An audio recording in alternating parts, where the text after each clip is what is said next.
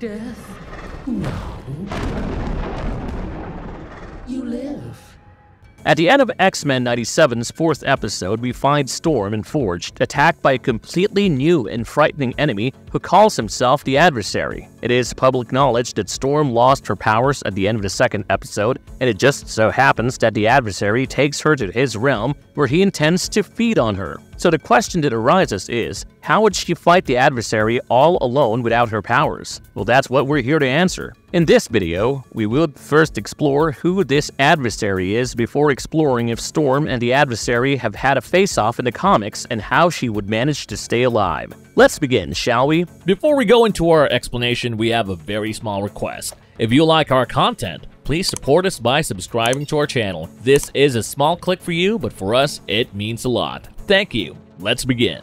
The Adversary shall not waste my meal. Who is the Adversary? The Adversary, or the Great Trickster, was basically an ancient mystical entity who could very well have had demonic origins. His primary intention was the destruction of the entire universe so that a new one could be created in its place, and of course, this new universe would be as dark and sinister as the Trickster himself. Interestingly, the Adversary and Forge, the newest mutant to be introduced in X-Men and possibly Storm's future boyfriend, go a long way. I mean, they're basically arch enemies. Forge is a Cheyenne, and according to the Cheyenne lore, the Adversary uses all kinds of trickery and deception to do what it wants to do. Supposed to be an extra-dimensional entity, the Adversary's home dimension is one that's filled with chaos, and the Adversary loves it and wants to bring the same to the entire universe. Remember when Alfred said some men aren't looking for anything logical like money, and they just want to watch the world burn? Well, it could very well have been talking about the Adversary, who wants to inflict chaos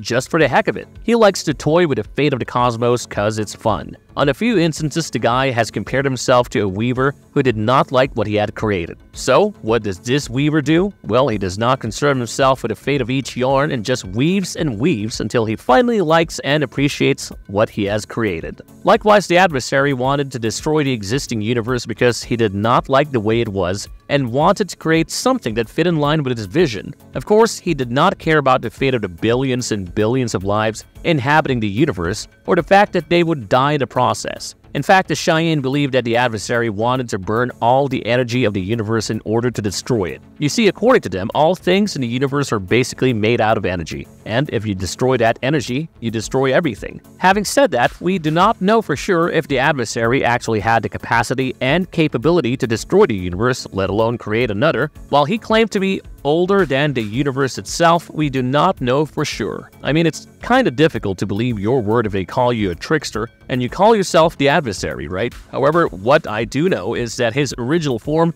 is not physical in nature, so physical attacks and weapons prove rather useless against him. Yes, you can totally use magic to take care of him, but that's about it. But hey, he does have one exception to this whole no physical attack thing. You see, he can totally be harmed using anything that is made out of iron, like steel and stuff, and yeah, adamantium also works well.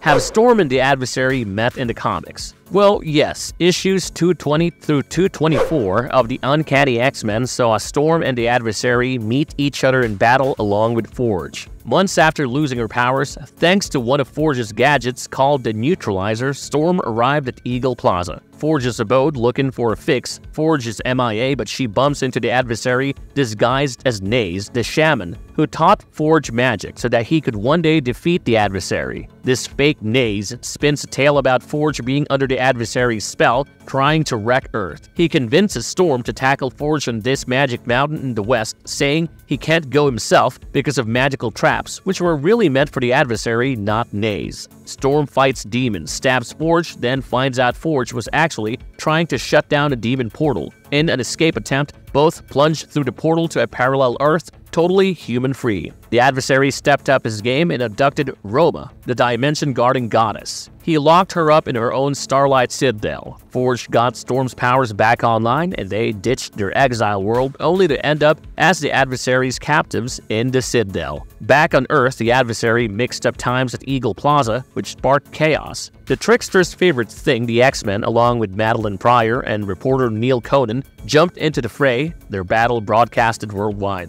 They landed in another dimension Conan and stormed the Starlight Citadel. With the X-Men keeping the Adversary busy, Forge and Storm broke free. The Adversary ditched his Naze disguise, showing his true colors. The X-Men and Pryor made the ultimate sacrifice by letting Forge use them to seal the Adversary away for good. They turned into pure energy, which Form slammed into the Adversary, booting him through a portal and locking it tight. Forge and Conan headed back to Eagle Plaza while the world watched the heroic saga unfold on TV.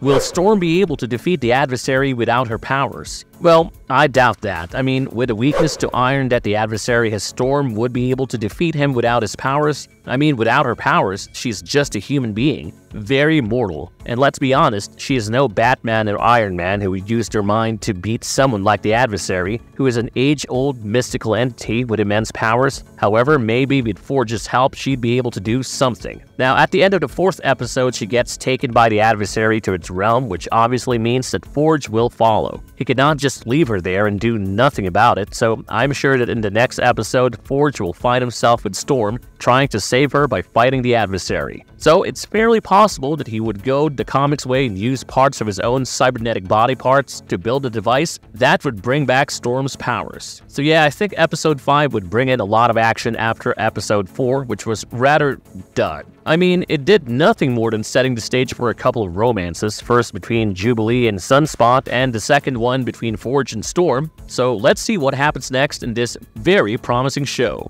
If you enjoyed this video, click on the like button and comment below about which other movie reviews you would want to watch. And don't forget to subscribe to our channel.